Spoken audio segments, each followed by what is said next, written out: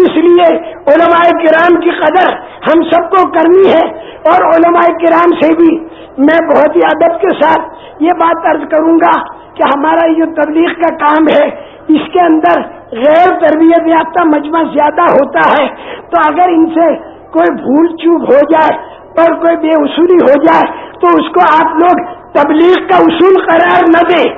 یوں نہ کہیں کہ تبلیغ والے یوں کرتے ہیں، تبلیغ میں وہ بات نہیں بتائی جاتی۔ اس نے اگر کوئی غلطی کی، جیسے ایک آدمی قرآن پڑھتا ہے نماز میں، اور نماز میں جو قرآن غلط پڑھا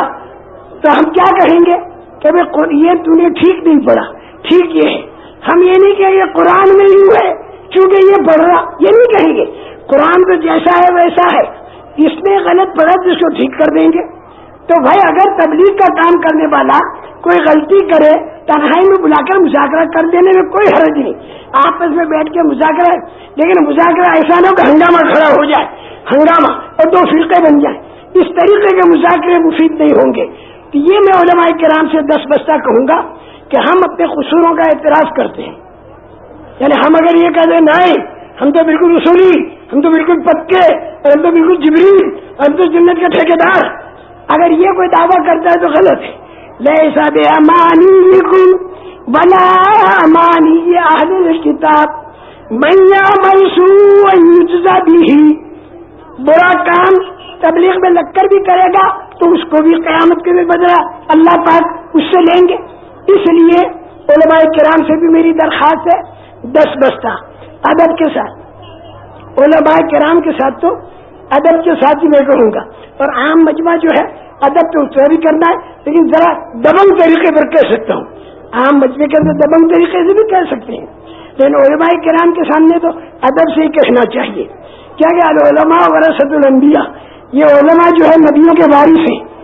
تو ان کی ہمیں قدر کرنی چاہیے، جتنی قدر کریں گے اتنا فائدہ ہوگا، اور علماء جو ہیں ان عوام کی بھی قدر کریں کہ یہ بیچارے اپنی جان اپنا مال لے کر ملکوں قوموں میں پھرتے ہیں، کوئی اونٹ چوک ہو جائے تو ان لوگوں کو سمجھا بجھا کے آپس میں مذاکرے کر کے اسے رفع دفع کیا جائے، اس کو ایک مسئلہ نہ بنایا جائے۔ اچھا ہاں، پھر میں بھول جاؤں گا، ڈائبٹیز کی بیماری بھول پہنچ جاتا ہوں، لیکن اللہ پاک پھر یاد بھی دلا دیتے اپنے فضل سے، یا ایھا الرسول بلغ ما انزل الیک من ربک، اے میرے پیارے رسول جو کچھ آپ پر اتارا یہ آپ لوگوں تک پہنچا دیجیے۔ اچھا آگے کا جو لہجہ ہے قرآن کا، وَإِن لَّمْ تَفْعَلْ فَمَا بَلَّغْتَ رِسَالَتَهُ، اگر آپ نے تبلیغ نہیں کی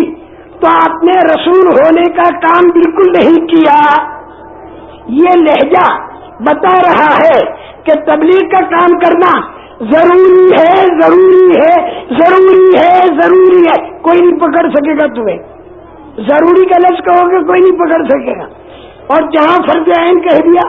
فرض کفایہ کہہ دیا، مستحب کہہ دیا، مباح کہہ دیا،